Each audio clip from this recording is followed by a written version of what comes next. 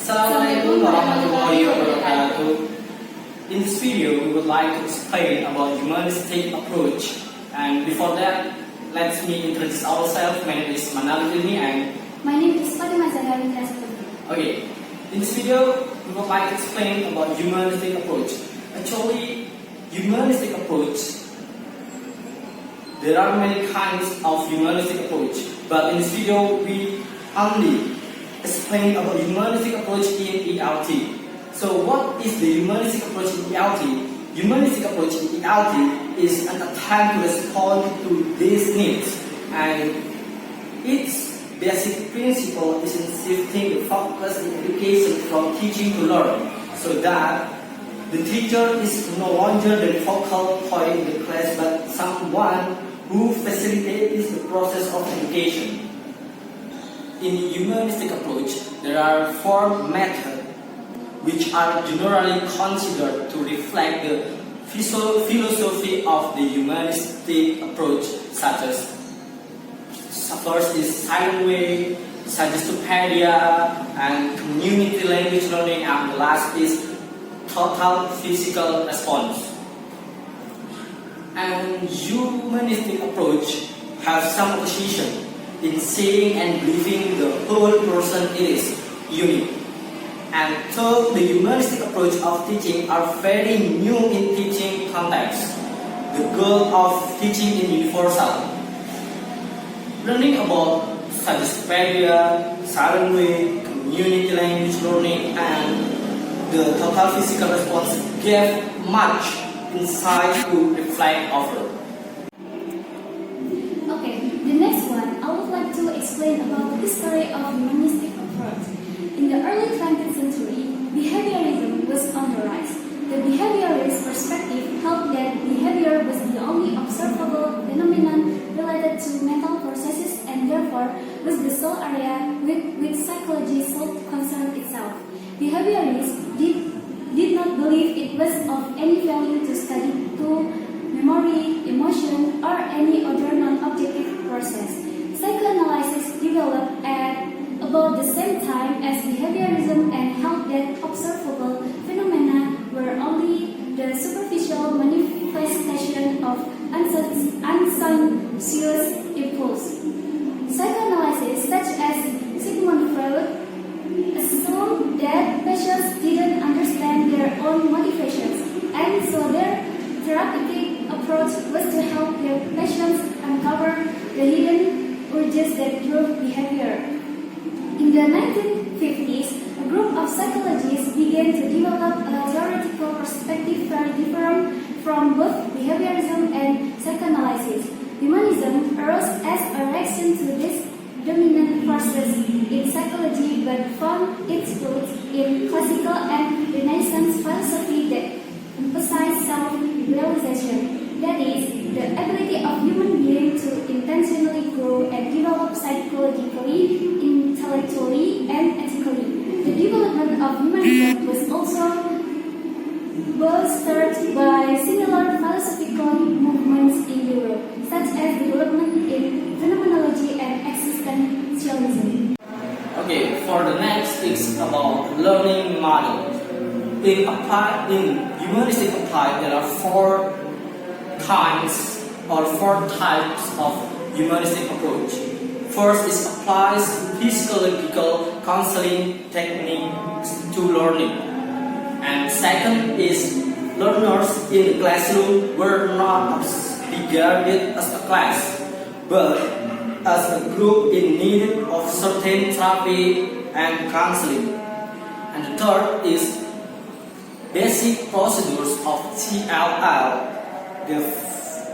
derives from counselor-client relationship. And the fourth is open interpersonal communication, and the role of supportive community was emphasized. So in those kinds, it is learning model in humanistic approach. So for the next, you can explain. The next is basic units of humanistic approach. The foundation of humanistic psychology developed developed throughout the 1950s and early 1960s through a series of meetings and conferences with the leading figures of the movement.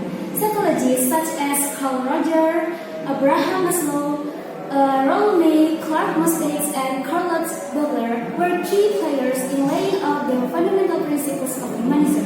These psychologists developed a theoretical perspective that sought to honor the whole human being as conscious, intentional, and capable of creating meaning in life. Again, this contrasted with behaviorism, which focused exclusively on behavior and psychoanalysis, which didn't believe that humans were completely aware of their own motivations. The fundamental principles of humanism appear in the Journal of Humanistic Psychology and can be summarized as follows. First, a human being is more than just a sum of his or her parts. He or she should be viewed holistically, not reductively. Second, a person's behavior is influenced by his or her environment. Social interactions are key in the development of human beings. Third, people are aware of their existence. That is, they are conscious of themselves and their surroundings. They are aware of past experience and use them to inform present or future behavior. Fourth, human beings have free will and make conscious choices. They are not driven by instinct or impulse alone. And the last is, human beings have intentional goals and seek to create meaning in life. So for the next is about humanities approach in classroom.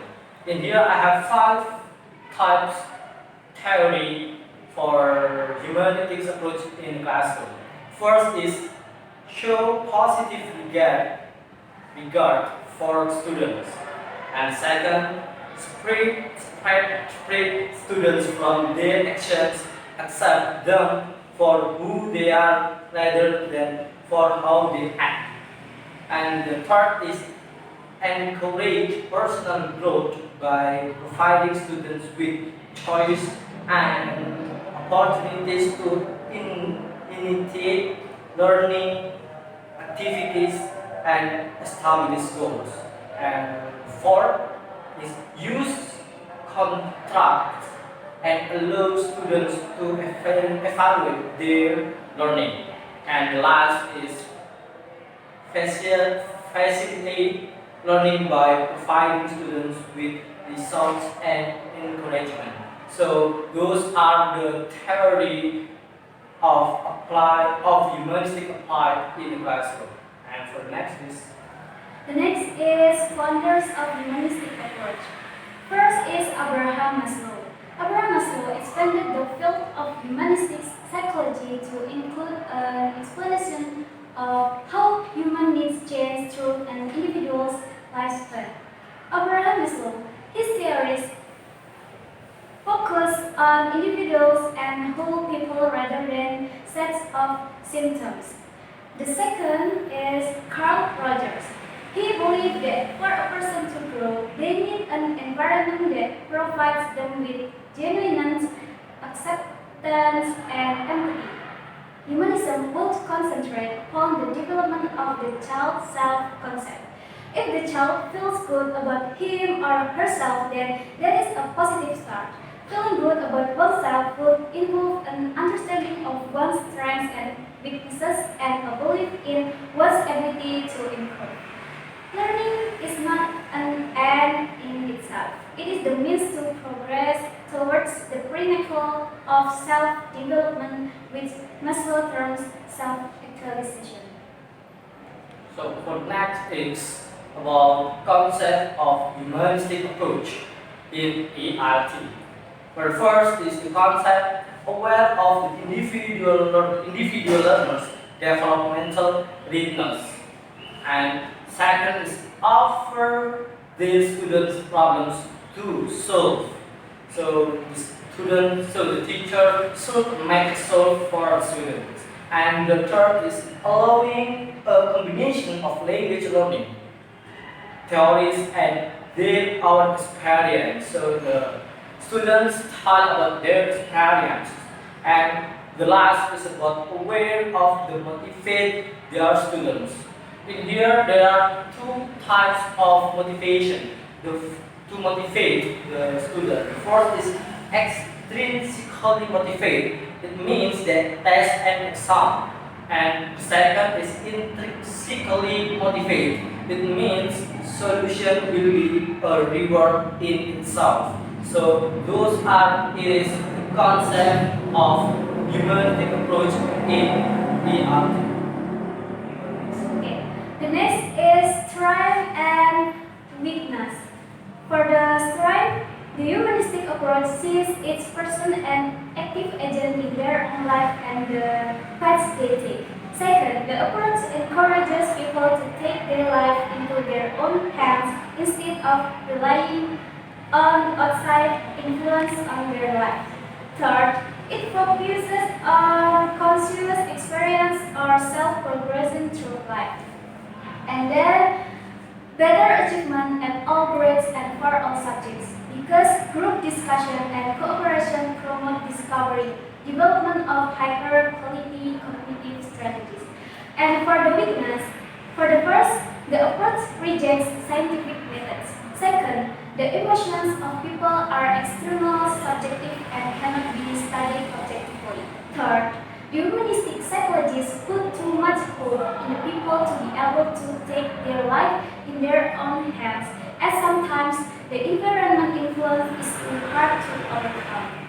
Fourth, it says little about development of trait or personality types. Fifth, finding teachers suitable for the humanist classroom is a challenge. The role of the teacher in the humanist classroom is to facilitate students open expressions of feelings. The capability of teacher plays an important role in whether the humanist approach is successful. Next, much of the time in class is spent working in groups, which tends to lead students to discuss matters unimportant to the topic, and then, in addition, it leads to extrovert students monopolizing the discussion, giving a large disadvantage to more introvert students.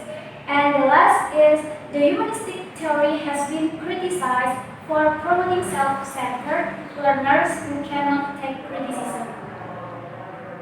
Okay, for the conclusion in this video, it is about the idea of humanistic approach presented here is invitation to think about make English language instruction more learner-oriented, which has a special meaning in this country. So, I'm Mana Ridley. And I'm Fatima Zahra. We do apologize about all of our mistakes. Thank you.